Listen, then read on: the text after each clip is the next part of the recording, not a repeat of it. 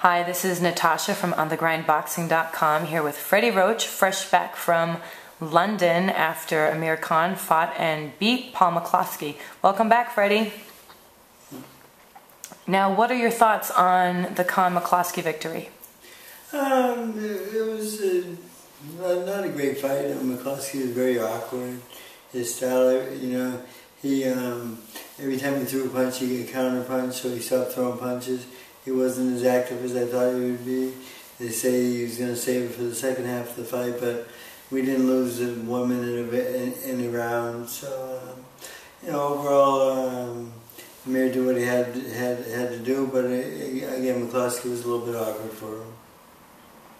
Did you notice any difference in Amir Khan's performance with the absence of Alex Ariza? No, he was well conditioned. I was with him in the Philippines and the last week in Manchester, and it wasn't really a hard pressed fight, so his condition didn't really show plus or minus. Like the Madonna fight did, 'cause that was such a hard fought fight. So in general, you were happy with Amir's performance? In general, I was happy with it, yes. But again, fighting an awkward guy like that, and a guy that's not really trying to engage, makes the fight a little bit difficult.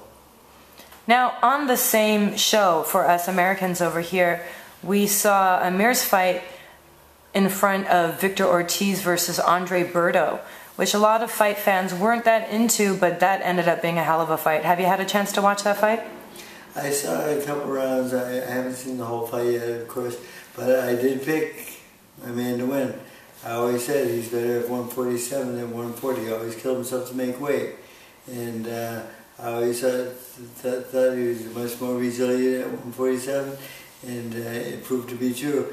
And it's very hard for a guy like Berto to be very sharp after having one round of boxing in a whole year's time. Activity is something that fighters need, and he didn't have enough activity.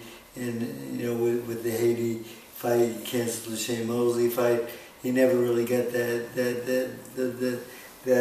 number of rounds and fights together.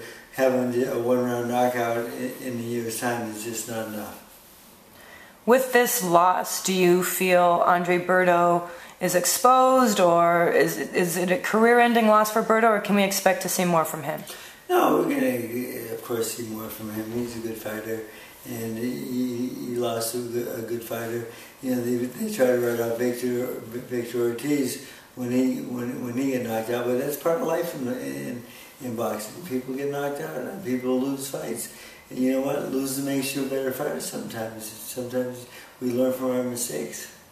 Well, we certainly saw a lot of upsets in the last month of boxing, Freddie. Speaking of which, Nobuhiro Ishida, who you know from the Wildcard Gym, he goes there to spar and to train. He had a fight with James Kirkland, who I think it's pretty safe to say we all pretty much thought he was a lamb being brought to slaughter, but boy did he turn that around. What did you think of that knockout? Tremendous. I mean, great performance and a big win. Puts one on the right track.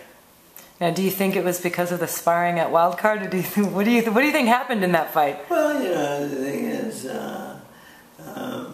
he caught him, and just these things happen. And again, Kirkland, who did have activity, was quite busy on his comeback and was doing well.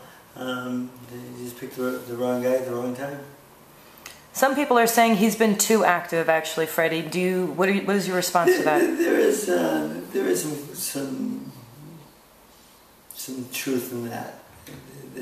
You can overdo it sometimes. Fighting back-to-back fights like that sometimes can be hard. But I'm an activity guy. I like guys to be busy. When Manny Pacquiao fights once a year, it's not enough. Twice a year, not enough. 3 times a year, I'm happy. 4 times, I'm really happy. So, it depends how tough the fights are and so forth. Kirkland, again, he was active, but they weren't that hard to fight. He was knocking everyone out, and just so I don't blame it on that. No. But much like Amir Khan, James Kirkland certainly has the potential to come back from this and be even greater, yeah? Oh, of course. This should make him, this is going to make him a better fighter, or he's going to roll over and die and quit. It's one or the other. You become a better fighter, or you just like sulk and don't learn from our mistakes. And that's something in life we can all do. Now, Ricky Hatton seems to be on the comeback trail, wanting to fight against Erik Morales. What are your thoughts on that? That's the first I've heard of that. I just saw Ricky in Manchester, and I'd like to see Ricky stay retired. I think the fights that he had with Manny Pacquiao and with Mayweather were very brutal fights and punishing fights, of course. And but my own choice. I'd like to stay retired and stay on the promotion end of boxing. Now, just to clear up one last rumor, because we've cleared up another one before on our video interviews. You were not misquoted, but the context was misquoted when you said that Khan was going to, after Bradley, he would face Berto and then move up in weight to fight Manny Pacquiao. So there's no truth to that rumor.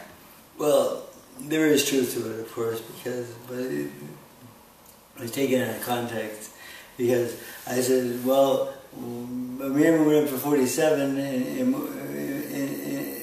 the winner of the 40-pound division title, who comes out the best fighter at 140, is going to come up to 147 and fight all the stars at 147. And I said, and then Amir could fight, of course,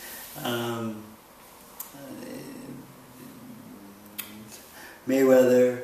I said, possibly Manny Pacquiao, and of course I laughed, and I said that, and then I said, but that will never happen. And it was just I was just joking around, and there could be some truth to that down the line.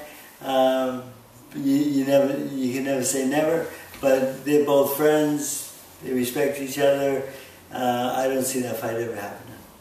How many fights does Manny Pacquiao have left in his career? The way he's going, the way he's training, as many as he wants. I mean, let's face it, this kid trains harder now than he did when we first started, and he's getting better and better. How is this training camp going so far in your preparations to fight Shane Mosley? It's the best training camp we've ever had, the best start we've ever had, and it's continuing to just go, sailing. We had a schedule. He boxed 11 rounds today. Looked really, really good, and I'm very happy.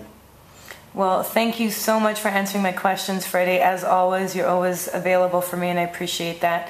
And do you have any message to your fans at On The Grind Boxing? Just thanks for your support, and we'll see you at Pacquiao, and then we'll see you with Chavez Jr. Fighting for the world title on June 4th, and big one for the young men. And what's the world's #1 boxing podcast? On the Grind.